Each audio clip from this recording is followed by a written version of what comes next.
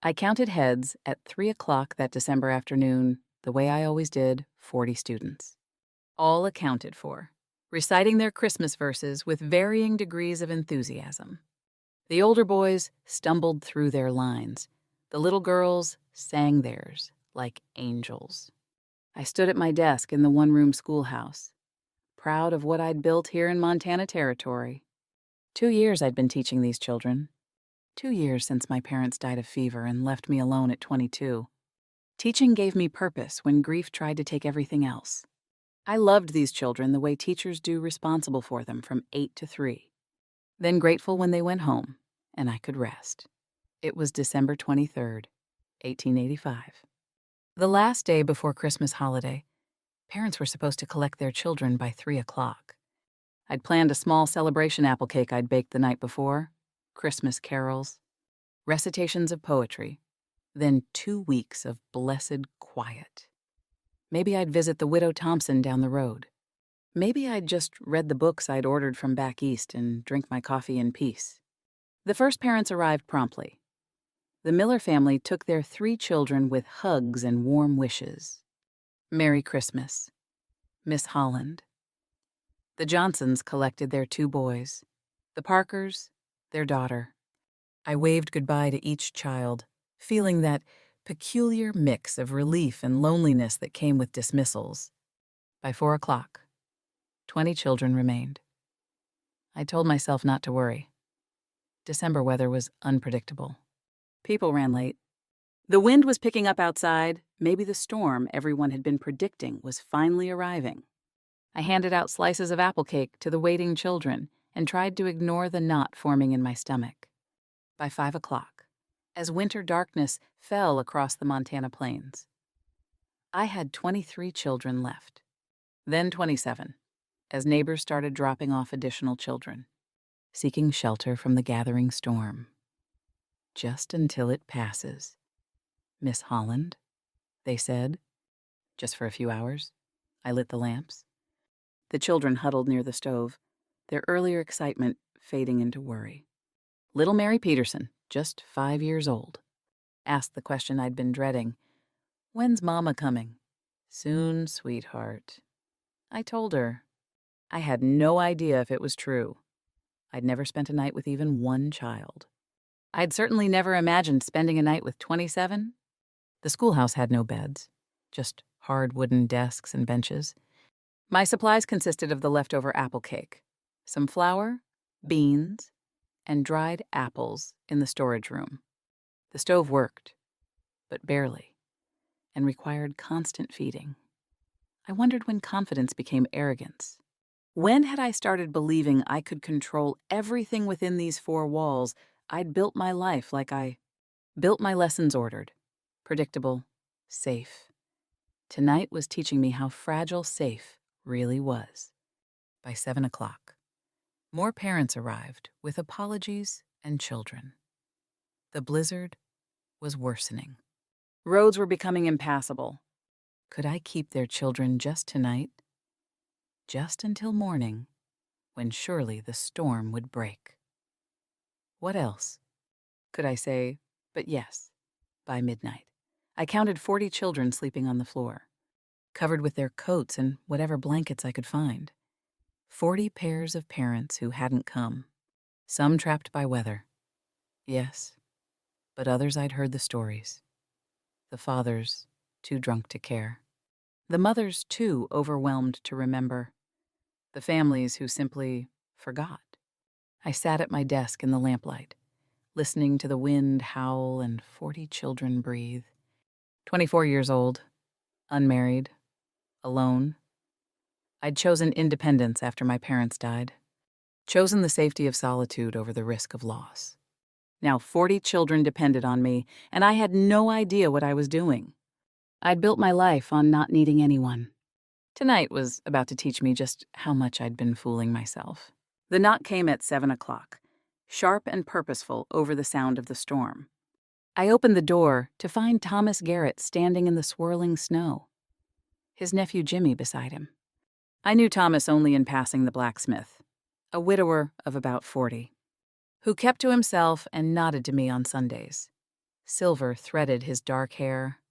His hands were scarred from forge work. He was tall, broad-shouldered, weathered in the way of men who worked with their bodies. "Mr. Garrett," I said, opening the door wider. "Thank you for bringing Jimmy. I'm sure his parents will—" "They won't?" he said quietly. His voice was deep, roughened by smoke and years. "Storm's too bad. Roads are closed. I'll stay. Help with the stove." I wanted to refuse. I should be able to manage this. I was the teacher. This was my responsibility.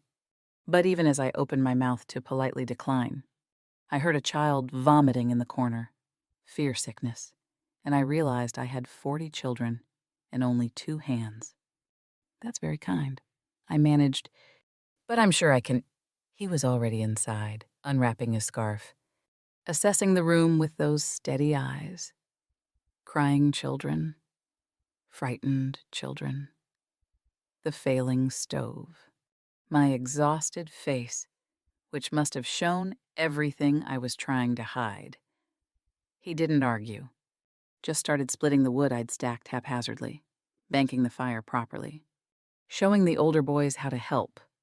I watched him, torn between gratitude and resentment. I should be able to do this myself. I'd always done everything myself. I hated needing him. Hated more that I was relieved he'd stayed. "The little ones need settling," he said, not looking at me. "I'll keep the fire going." I nodded and turned to the children, organizing them into sleeping groups, trying to make the hard floor comfortable with coats and the few blankets we had. I felt his presence behind me solid, calm, competent. The children responded to him the way they responded to me, with trust and obedience. He didn't raise his voice, didn't need to. Near midnight, he brought me coffee, real coffee, from a flask he'd carried in his coat. "You'll need your strength, Miss Holland," he said. Our fingers brushed as I took the cup. I pulled back too quickly. We both pretended it hadn't happened. I'd forgotten men could be gentle. My father was, before the fever took him. But I'd taught myself not to need gentle, not to need anything. Self-sufficiency was survival. Dependence was dangerous. I studied Thomas when he wasn't looking. The way he moved, economical, purposeful. Like every motion had been practiced and refined. The way the children responded to his calm presence. The way he positioned himself between the door and the stove, as if standing guard. Maybe I wasn't the only one good at teaching. At 1 a.m, I found him sleeping upright in the teacher's chair, positioned so he could watch both the door and the stove, keeping vigil. I wrapped a blanket around his shoulders before I could stop myself. Old habits, I told myself. Lies, myself answered back. Christmas Eve morning dawned white and deadly. I woke, I'd slept perhaps 3 hours. Curled on the floor beside the youngest children to find Thomas already awake. The fire burning strong. The oldest boys helping him stack wood. Through the window, I saw nothing but white. The blizzard had intensified overnight. Snow piled against the schoolhouse walls. The wind shrieked like something alive and angry. We weren't leaving. Not today. Maybe not for days. I went to the storage room to inventory our supplies, my hands shaking as I counted. 3 sacks of flour, dried beans, some dried apples, a little salt, no eggs, no milk. Maybe enough for 3 days if I rationed carefully. Maybe 4 if I stretched it. 40 mouths to feed. Possibly a week or more trapped here. The mathematics of survival were brutally simple and utterly impossible. "Miss Holland?" I turned to find Thomas in the doorway. He'd never used my first name, always kept that formal distance.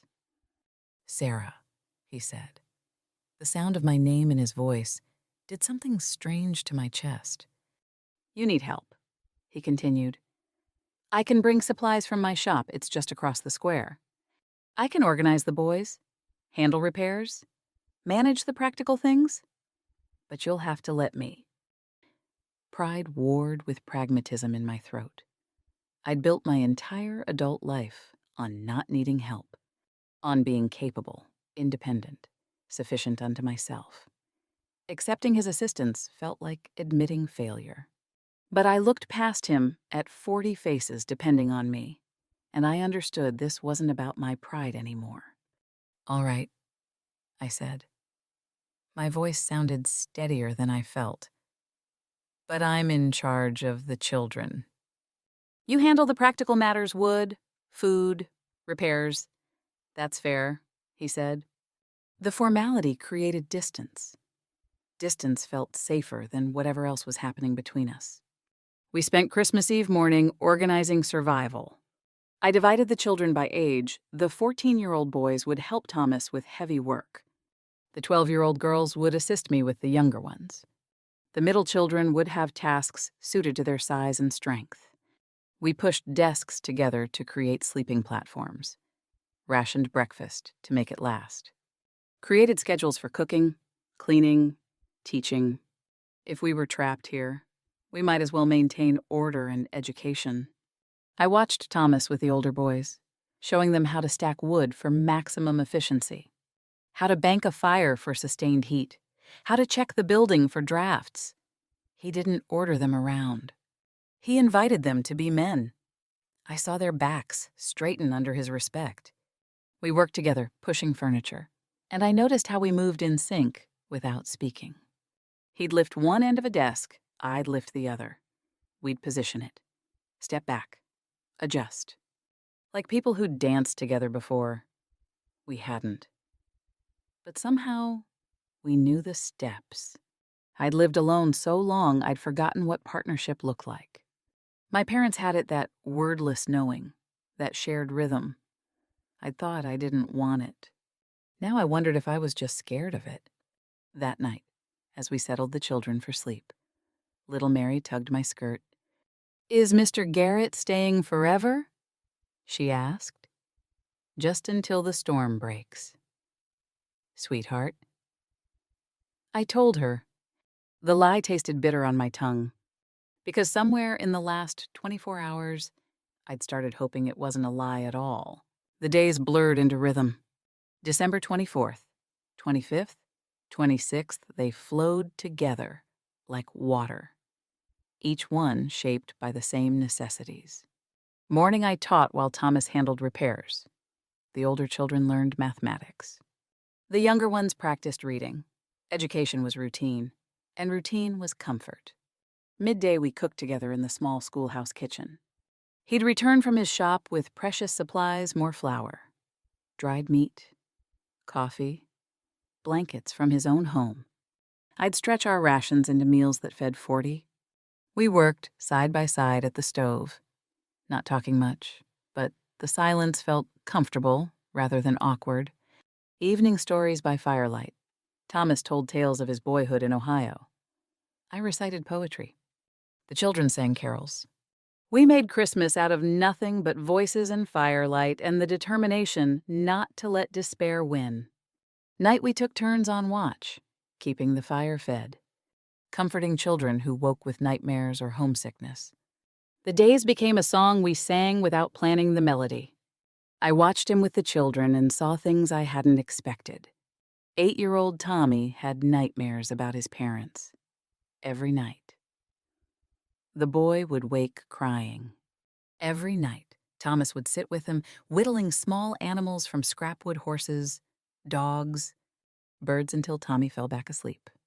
I'd thought blacksmiths only knew how to break things, to bend metal with heat and force. Thomas knew how to mend things, too, especially the broken parts you couldn't see. He fixed the desk leg I'd given up on, brought extra blankets from his own home, returning to his forge through the blizzard to fetch what we needed. Made the little ones laugh with stories of his childhood mishaps. I found myself watching for his smile. It transformed his weathered face into something gentle. I started counting things I shouldn't count. How many times he checked on me. How many times I wanted him to. Late one night, both of us on watch while the children slept. We sat by the stove with coffee. Real conversation came slowly, carefully, like approaching a wild thing you don't want to startle. "Your wife," I said quietly. "What was she like?" He was silent so long, I thought he wouldn't answer. Then Anne. She was kind, gentle. She died 3 years ago. Childbirth. The baby, too. I'm sorry. I stopped living after. He said. His voice was rough. Just existed. Worked the forge. Went through motions until these days. I'd forgotten the difference between existing and living. I understood that. I'd been doing the same since my parents died. My mother and father, I offered. Fever took them when I was 20. They were all I had. After they died, I built this life teaching, independence, safety. I thought if I didn't need anyone, I couldn't lose anyone. "How's that working for you?" he asked. Not unkindly. I laughed, surprising myself. Not as well as I'd planned. We traded grief like currency. It bought us understanding. Later, reaching for the same blanket to cover a sleeping child. Our hands touched. Both pulled back. But this time, I let myself feel the warmth before withdrawing. His hands were scarred, calloused from years of forge work. They were the most beautiful hands I'd ever seen. That night, I realized I'd set out 2 coffee cups without thinking. One for me, one for him. Old habits, I told myself. New habits. The truth whispered. When had I started listening for his footsteps? When had the space felt empty? When he left for his shop? When had I become we in my thoughts? My mother used to say you could tell a man's heart by how he treats children and animals. Thomas was gentle with both. What did that say about his heart? What did my noticing say about mine? The schoolhouse smelled different. Now, wood smoke and coffee and 40 children and something else. Something like home. I hadn't let myself have a home in 2 years. Maybe I was ready to try again. Christmas night. We shared the last of the dried apples. 3 slices per child. It wasn't enough. It was everything. We sang carols, my teaching voice, his deep bass, 40 children's angels joining in. The sound filled the schoolhouse, pushed back the darkness and the cold and the fear. Thomas caught my eye across the candlelight. We'd made this together. The word settled in my chest like a prayer. Together. By day 5, I was running on fumes. 3 hours of sleep per night. Constant demands, children needing comfort, food, teaching, discipline, love. My hands trembled when I tried to write on the chalkboard. My eyes burned. My bones ached. I'd read once that mothers could survive on love when food ran out. I was learning it was true. But love didn't cure exhaustion. Love just gave you a reason to keep moving when your body begged to stop. I went to the storage room to take inventory again. We'd been careful. So careful. But 40 children ate more than I'd calculated. We had maybe 4 days of food left. The storm showed no signs of breaking. I sat on a flour barrel and did the mathematics. We could ration more, cut portions again. But these were children. Growing children with hollow eyes and hungry bellies. How did you explain hunger to a 5-year-old when there was no answer coming? My hands started shaking. Not from cold, from terror. What if we ran out? What if children got sick? What if I failed them? I'd been alone since I was 20. I'd built my whole life on not needing anyone, on being capable and self-sufficient and strong. But I wasn't strong enough for this. No one person was Sarah. Thomas stood in the doorway. I couldn't look at him, couldn't let him see me breaking. "I'm fine," I said. My voice cracked. He didn't argue, just sat on the barrel next to mine, close enough that I could feel his warmth, far enough that I didn't feel trapped. "Tell me," he said, not an order, an invitation. The words poured out like water from a cracked pitcher. "I don't know if I can do this. What if we run out of food? What if they get sick? What if I'm not enough? What if I fail them?" And deeper. The truth I hadn't wanted to face. I've been alone since I was 20. I built my whole life on not needing anyone. But I stopped. Couldn't say it. He was quiet for a long moment. Then, after Anne died, I thought I died too. I worked, I ate, I slept, but I wasn't living. I'd forgotten what it felt like to be needed, to matter beyond my work. He turned to look at me. "These children and you've reminded me there's a difference between surviving and living." "What happens when this ends?" I whispered. "When they leave and we go back to being alone, maybe we don't have to," he said quietly. I wondered when I'd become the kind of woman who broke. Then I realized maybe breaking was just another word for honest. Maybe I'd been lying for 2 years, pretending strength meant never needing help. My mother used to say the bravest thing a woman could do was admit when she couldn't carry everything alone. I'd thought that was weakness. Now, looking at Thomas's steady eyes, I understood. Weakness was pretending you were fine when you were drowning. "We're partners," he said. "That means you don't carry this alone anymore." His presence felt like a blanket in winter. I'd been cold so long, I'd forgotten what warm felt like.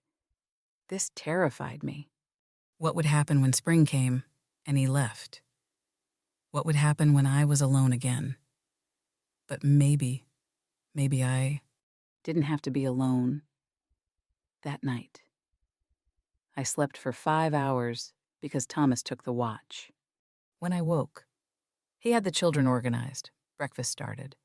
Little Mary on his lap, listening to a story about a blacksmith who made shoes for giants. He didn't need me for 5 hours. Somehow, that made me trust him more. He wanted me, not needed me. There was a difference. I was starting to understand what it was. Day 7 dawned quietly. Too quietly. I woke with the instinct that something was wrong. Mary Peterson lay near the stove, her small face flushed. I touched her forehead and my blood turned to ice. Fever. The burning. Dangerous kind. I knew this fever. It had killed my parents. It could kill her. By noon, 3 more children showed signs: Tommy, Sarah Jenkins, and little William Carter. All of them burning up, their eyes glazed, their small bodies shaking. I moved them near the stove, isolated from the others, made poultices from the dried herbs I kept for headaches feverfew: willow bark, chamomile. My hands moved with practiced certainty. My heart didn't feel. I'd learned healing from Mama. But what if Mama's knowledge wasn't enough? Thomas saw my face and understood immediately. "What do you need?" he asked. "Cool cloths, clean water, keep the other children calm." My voice was steady. It was a miracle. "You know what to do," he said. "I trust you." We worked through the afternoon and into the night, cool cloths on burning foreheads. Herb tea forced past reluctant lips, constant watch. The healthy children huddled together, frightened, but trying to be brave. The 12-year-old girls took over the younger ones without being asked. The older boys kept the wood stocked. We'd become a family without choosing to. Crisis revealed what comfort had hidden. I sat beside Mary's small form, watching every labored breath. Every time she moaned, I felt it in my own chest. I was 14 again, sitting beside my parents' beds, helpless and terrified, watching them slip away while I could do nothing but pray. "Sarah," Thomas's voice pulled me back. "Look at me." I did. "You're not that girl anymore," he said firmly. "You know what to do. You're doing it. They'll be all right." His certainty became my anchor. I focused on what I knew, not what I feared. At 3 in the morning, Mary's fever broke. Her skin cooled. Her breathing steadied. I nearly collapsed with relief. By dawn, all 4 sick children showed improvement. We'd survived this. Together, I understood then why people spoke of love and fear in the same breath. Loving these children meant fearing for them. Loving Thomas meant I stopped the thought. Too dangerous. Too soon. The schoolhouse at 3 a.m. smelled like sweat and sickness and herbs and wood smoke. It smelled like life, like fighting for life. I'd never forget that smell. Thomas brought me coffee at dawn. Real coffee again. He must have saved every bean he owned. "You saved them," he said. I shook my head. "We saved them." It was the first time I'd said "we" out loud. His smile told me he'd noticed. I sat beside Mary's sleeping form, watching her chest rise and fall steadily. Thomas sat beside me, not touching, but close. Close enough. I couldn't have done this alone. I whispered, "Good thing you didn't have to." He answered, outside. I heard the wind changing. The storm was ending. Soon. Parents would come. Soon. This would be over. The thought hurt worse than the exhaustion. New Year's Eve arrived with silence. I woke to stillness. No howling wind. No rattling windows. Just pale winter sunlight streaming through glass that hadn't seen clear sky in 9 days. The blizzard had broken. I should have felt relief. Instead, I felt dread crawling up my spine like ice. Roads would be passable in a day, maybe 2. Parents would come, children would leave. Thomas would return to his forge. I'd return to my solitary teaching life, my ordered independence, my carefully constructed safety. The thought made me want to vomit. I'd been so focused on surviving, I hadn't let myself think about after terrified me. What if this was all we got? 9 days of being a family. Then 40 years of remembering, what if I'd let myself love him? I could admit it now. At least to myself, and he walked away when the crisis ended. Men helped in emergencies. They didn't stay for ordinary days. I found myself in my small room behind the schoolhouse, holding the bag I'd half-packed. The teaching position in Helena I'd been offered last fall. I could leave before dawn. Start over where there were no memories. No 40 pairs of eyes watching me pretend to be fine. No blacksmith with gentle hands and a voice that made me feel safe. I'd run once before from my parents' graves to this town. Running solved nothing. I knew that. But at least running was familiar. Staying was terrifying. What kind of woman runs from love, I asked myself. The scared kind. I answered. The kind I'd become after Mama and Papa died. The kind who built walls so high nothing could get in to hurt me. The kind who forgot that walls keep out joy as surely as they keep out pain. I remembered my father's words, spoken when I was young and afraid of trying something new. Sarah girl. Brave isn't about not being scared. It's about being scared and choosing to do it anyway. I'd forgotten that. Spent 2 years choosing safety over everything else. Over love. Over life. Over the risk of being hurt, because at least being hurt meant being alive. Maybe it was time to be brave. I went outside just before midnight. New Year's Eve, the last day of this strange, terrible, beautiful interlude.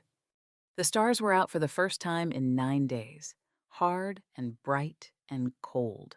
Thomas found me on the porch. "You're thinking of running," he said. Not a question. I didn't deny it. What happens when they all leave? What happens to us? He was quiet for a long time. Then, I don't know. But I know running won't make it hurt less. I tried that when Anne died. Worked myself to exhaustion. Shut everyone out. Thought if I just kept moving. The grief couldn't catch me. He turned to look at me. It didn't work. The grief caught me anyway. All I'd done was make sure I faced it alone. "I'm scared." I whispered, "So am I." The honesty in his voice cracked something open in my chest. "These 9 days changed me. Sarah," he said, "I don't want to go back to the man I was before. Half alive. Just working. Just existing." He paused.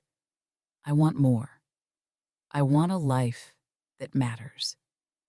I want—" He stopped, looked at me. "I want you. If you'll have me, I could run. I could protect myself. Build the walls higher, lock the doors tighter, make absolutely sure nothing could ever hurt me again. Or I could stay. I could fight for what I wanted. I could choose love, even though it terrified me. Love was a risk, but wasn't loneliness a risk too? The risk of reaching 80 and wondering, what if? The risk of dying. Alone, proud, safe, and utterly empty. Mama died holding Papa's hand. They had 30 years together. And grief still broke him when she was gone. But he told me once, near the end, I'd rather have 30 years of loving her than 100 years of safety without her. I'd thought he was foolish. Maybe he was wise. I'd spent 2 years building walls. 40 children, and 9 days had knocked them down. Now Thomas stood in the ruins, offering his hand. And I had to choose rebuild the walls or build something new. "I'm not running," I said. The words surprised me with their certainty. "I'm staying.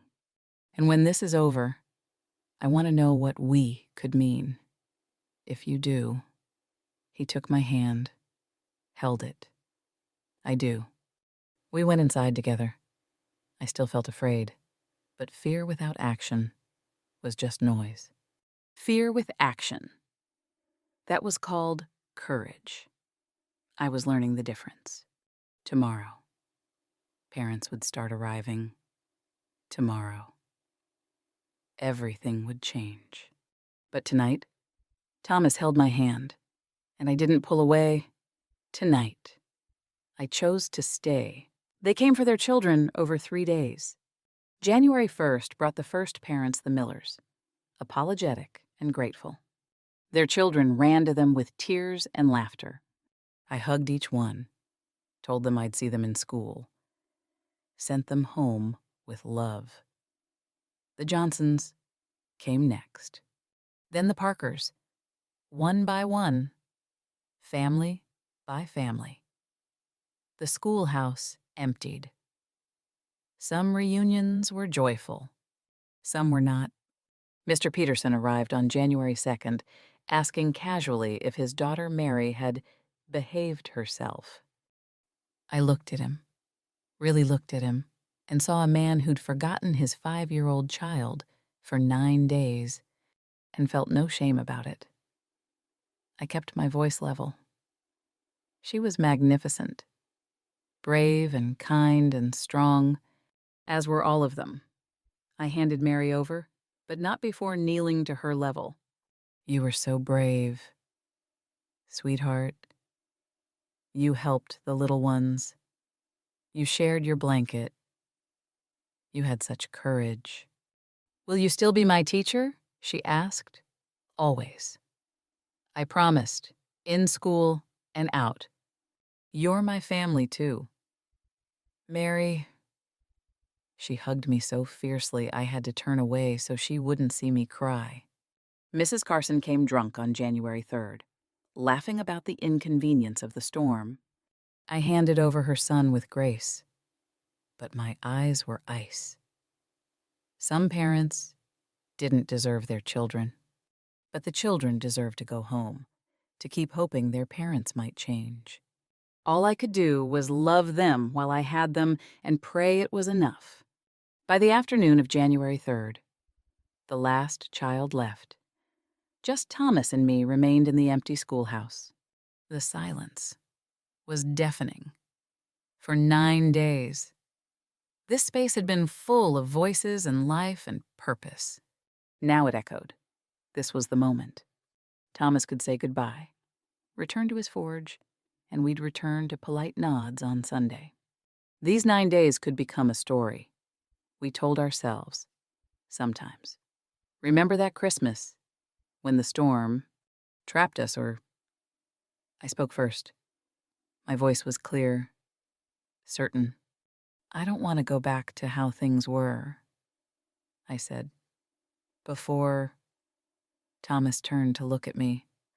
These 12 days showed me what I was missing. I continued. What I want. I took a breath. Chose courage. I want a family. Thomas, not someday now. I want what we built here to be real, permanent. Sarah. He crossed the room, took my hands. Are you sure you're young? You could... I cut him off. I'm choosing you. I'm choosing us. That's what I'm sure of. The power in my own voice surprised me. This was my choice, my agency, my life. He smiled then, and it transformed his face. Then I'm choosing you too. If you'll have a man who's 40 years old with a small forge and a smaller house. I kissed him. Our first kiss tasted like coffee and hope and new beginnings. His hands were gentle on my face. I'd spent 2 years protecting myself from this, from feeling, from wanting, from loving. What a waste. What a terrible, necessary waste. Because maybe I'd needed those 2 years to be ready for this moment. We sat together on the schoolhouse floor where 40 children had slept, and we planned our future. He'd court me properly, the town would expect that. We'd marry in spring. I'd keep teaching until children of our own came. We'd take in orphans when we could, give them the home we'd discovered was possible. I was so scared, I admitted. So was I, he said. Still am. A little. Love is terrifying. But worth it. He kissed me again. Worth everything. I understood then what Papa had meant about bravery. Brave wasn't surviving alone. Brave was surviving together and choosing to keep doing it even when the crisis passed. I'd thought independence was strength. Now I knew real strength was choosing connection. Choosing to love someone even though you might lose them. Choosing to build a family even though families could break your heart. Thomas asked if I was sure, and I was. For the first time since Mama and Papa died, I was absolutely sure of something. I wanted this man, this life, this family we'd make together. Love wasn't what I'd thought. It wasn't lightning and poetry and grand gestures. It was Thomas fixing a stove at midnight so children could sleep warm. It was me trusting him with my brokenness and finding he didn't run. It was choosing each other when we could have chosen safety instead. We stood in the empty schoolhouse, the place where we'd become a family. Become partners. Become us. Outside, the January sun was setting, painting the snow gold and pink. Tomorrow, we'd return to our separate homes, begin the courtship the town expected. But tonight, Thomas held me close, and I let myself be held. Tonight. I chose love. Tomorrow, I'd choose it again, and every day after that. I'm writing this 15 years later, and my hand still remembers. We married in April of 1886 in the schoolhouse where we'd become a family. All 40 children attended, crowding the pews and spilling out the door. Mary Peterson was my flower girl, solemn and proud in a dress her mother actually sewed for the occasion. I married Thomas in the place where I'd learned what love meant. It seemed right. Our life grew from there the way gardens grow slowly, with care, with occasional weeds, but mostly beauty. Summer of 1887 brought our daughter. We named her Anne, after Thomas's first wife. She would have been glad, I think, that her name lived on in love instead of grief. Anne had her father's steady eyes and my stubborn chin. Winter of 1888 brought our first orphan, a boy of 7, whose parents died of fever. We took him in without hesitation. Then came another child, then 3 more. Our house became the place where lost children found home. Like we had, like we did. I'm 39 now, mother to 3 of my own and guardian to 12 more. Thomas is 55, silver in his beard, still working his forge, but coming home each evening to chaos and love and the family we chose. People ask if I resent those parents who abandoned their children to my care that Christmas. If I'm angry at the ones who forgot, who were too drunk to come, who simply didn't care enough. I tell them the truth. Those 12 days were the greatest gift of my life. They showed me who I could become when necessity stripped away fear. They showed me that family isn't just blood. It's the choice to stay when leaving would be easier. It's the decision to love when logic says protect yourself. They gave me Thomas. They gave me the knowledge that love multiplies when shared, never divides. Last Christmas, Mary came to visit. She's 20 now, married, with a baby of her own. I've never thanked you properly, she said. For that Christmas, when Mama didn't come, you showed me what family really means. I hugged her tight. You showed me too. Sweetheart, my parents died and left me alone, and I thought the lesson was to never need anyone again. But the real lesson was this. We're all alone unless we choose not to be. Choosing not to be, that's where life happens. That's where love grows. I'd spent so long protecting my heart.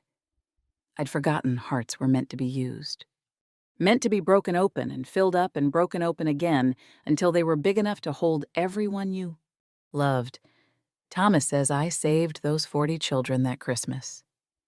I tell him the truth. They saved me. Tonight. I stand in our kitchen, so different from that cold schoolhouse, and watch my family. Thomas reads to our youngest by the fire. The older children help the younger ones with schoolwork. Laughter and arguments and life fill every corner. Through the window, I see snow beginning to fall. Another December, another Christmas coming. But this time, I'm not alone. I'm not afraid. This time, I'm home. And it all started the night 40 children needed a family, and I decided to become one.